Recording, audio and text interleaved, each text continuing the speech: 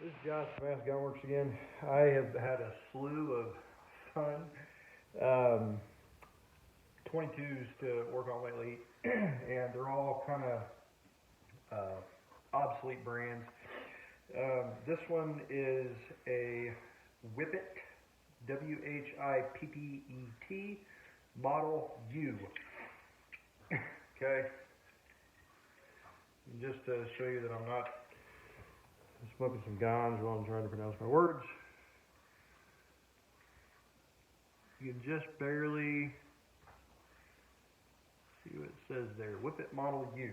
So, this gun is very similar to I believe it's a Remington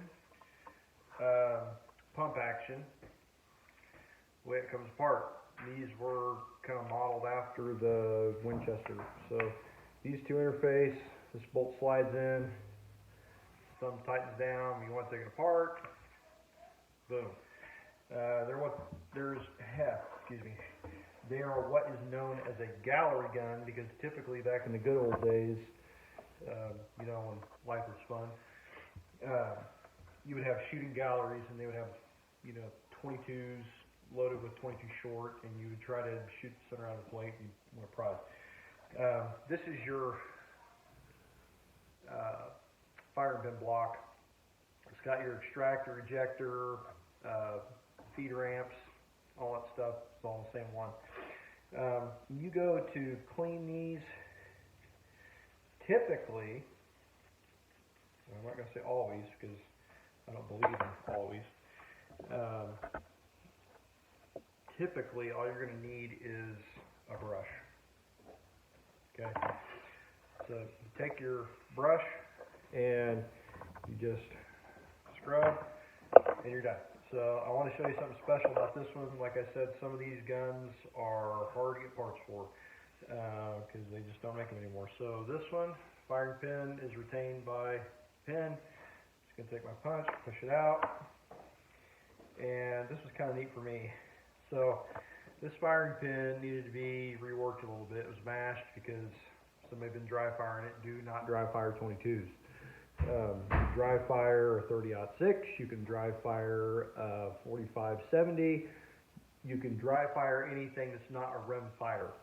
Okay, 32 rim fire, 22, some of the old 17 calibers. I'm sure there's a whole slew of like cowboy action that are rim fire. Do not fire rim fire, or dry fire or rim fire, sorry. Because what will happen is you're firing your pin right here. It's not a pin, it's like a bar.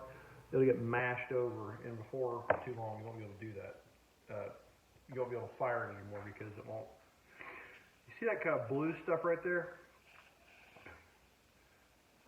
That's called die-chem, or layout fluid. Okay, machinists use that when they are looking to scribe a line on a piece of metal to say, I need to stop here, or I need to drill here. It's hard to see lines on metal because it's shiny, and when we go to work with it and turn it into a part, we like to get the mill scale off and have a nice, clean, flat surface to work with. And when that happens, it's a shiny silver surface, so you got to mark it with something. Some guys, I'll use a Sharpie. Die-chem comes in a thing like that. It's also called Dicom.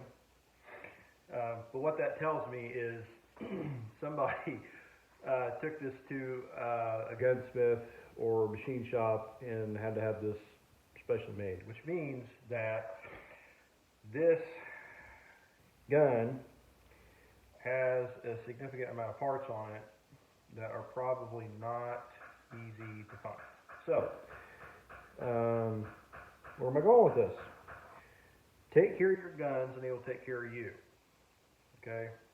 Don't do stupid stuff with your firearms and they'll last a long time. Now, I don't think that this customer did dumb things with his firearm. He seems to be a very intelligent gentleman who tries to take care of what he has. I'm not trying to say anything bad about my customer, but in general, there are some people out there that just do stupid crap with their guns. And when you do that, they end up in my hands, and you end up paying me good sums of money to manufacture parts that you cannot buy anymore. So, rant aside, so we got to put this gun back together. See this cutout right here? It interfaces with a lobe on the slide bar. Okay? It drops in, this is the top, so we're going to drop in like that. So we're going to put this on here, place this on the bench. I'm just going to pull it, make sure that our screw's clear, pull it forward a little bit.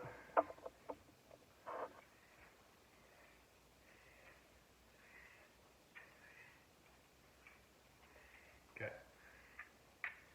Drops in.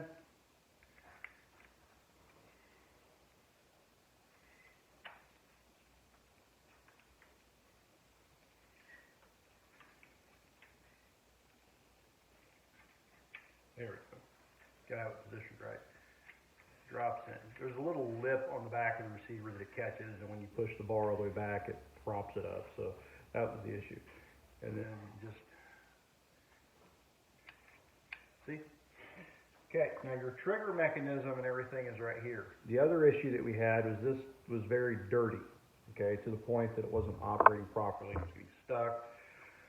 There's some crud, junk, like Mark Novak likes to call it gack.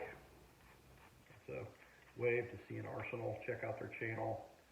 Love those guys. They are amazing, good teachers.